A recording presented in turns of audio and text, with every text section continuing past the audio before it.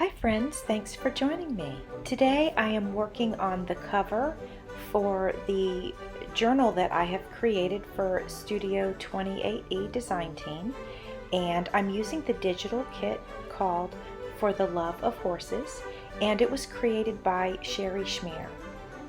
Just so that you know, in the description box I will put the link to her Etsy shop where you could purchase this digital kit if you wanted to. And also I will put the link to Studio28E Journal Creations Facebook page. Now I am prepping the cover for my journal, and I am using a Cliff protein bar box for the cover. What you see me doing is marking the box so that I know exactly where it needs to be trimmed so the size is exactly what I want it to be.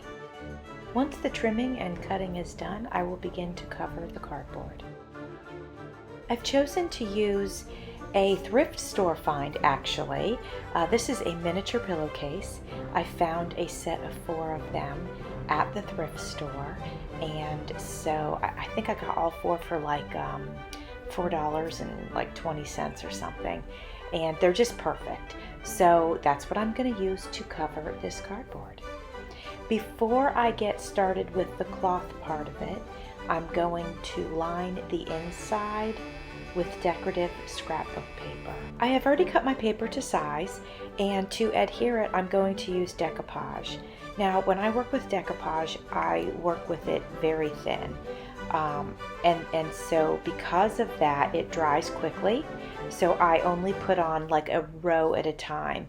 So you saw me put some at the top, and now I'm pressing my paper down, and now I will lift my paper up and do like another inch or so, and so on and so forth.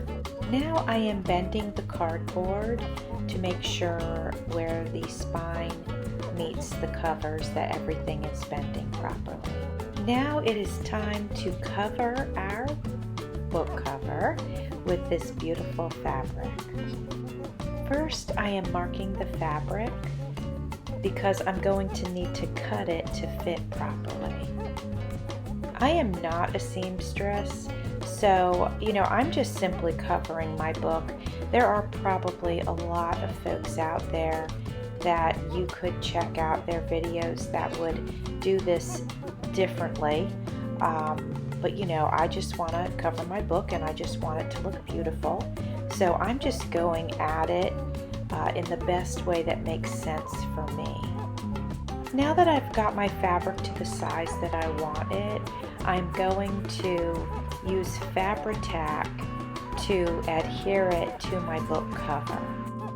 I adhered one edge and I pressed it down, so now you can see that I've kind of flipped everything upside down, and now I'm going to spread Fabri-Tac pretty much liberally onto my fabric, and then I will press the whole thing over top of the cardboard. There's a tiny bit right at the edge here that I didn't get, so that's what I'm doing now. I'm just getting that very edge, and I'm going to press that down really well. Now I'm just trimming up my edges. You guys know that I do all sorts of different types of journals and altered books, and not all of them have the same, flavor, style, or flair. But this one I am going to be adding a feminine touch to, so I'm adding some small lace to the edge. Again, I will be using Fabri-Tac because that stuff works really, really well. You'll see that I'm using clothespins, and that's to hold the lace in place as it dries.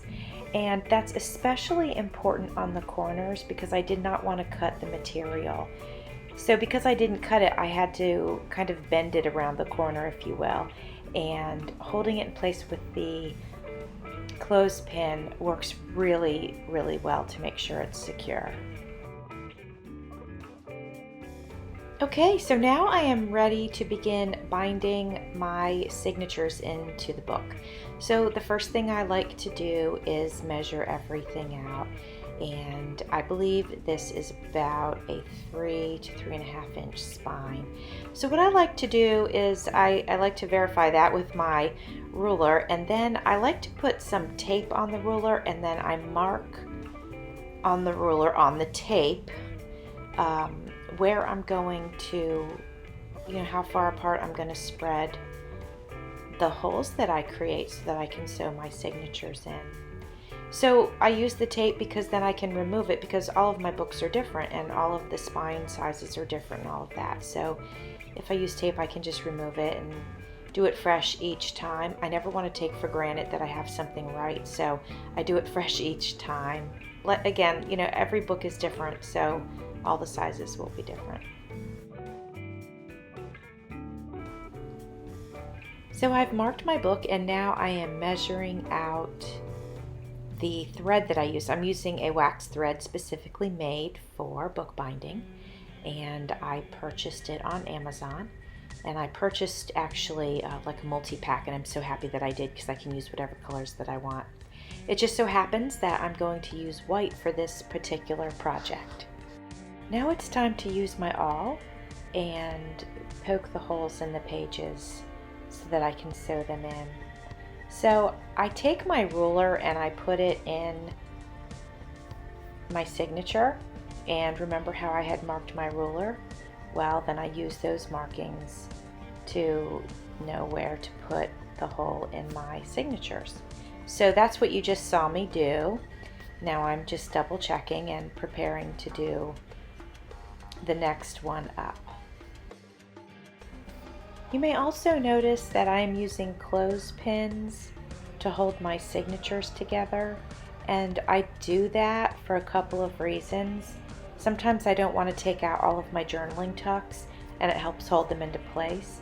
But more importantly, I do that so the papers don't shift around. Not all of the papers in my signatures are the same exact size, so they could slide maybe, but this way it keeps everything steady and in place.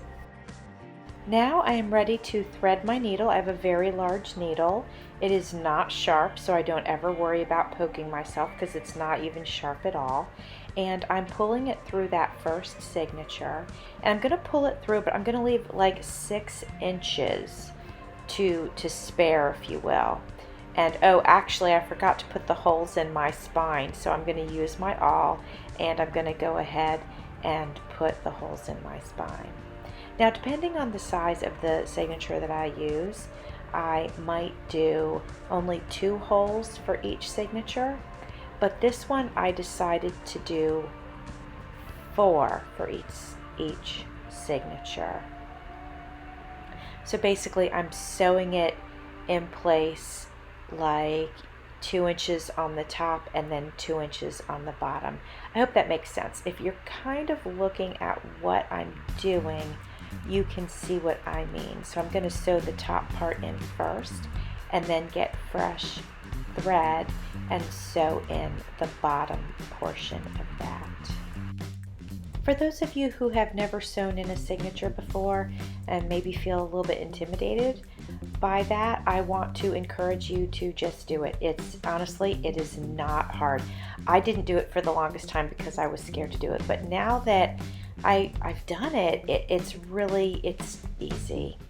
So basically you're going to push your thread through. You're going to leave about 6 inches for tying, and so you're going to push it through your first hole and take it around the back, and then put it through the next one, and then you're going to actually repeat that cycle with that same string. You're going to go back through the first hole, then back through the second one, and then both strings end up on the same side, and you simply tie it in a knot. The first signature is all done, and so now I will finish the rest of them off camera. But if you hang on just a second, I will go ahead and show you some pictures from this completed signature. If you enjoyed watching me cover this book, I hope you will smash that like button. And also, I want to thank you for being here and watching my video. I appreciate your support. And if you have not subscribed to my channel, please consider doing so. Also, you can follow me on Instagram. Thanks for watching. See you soon.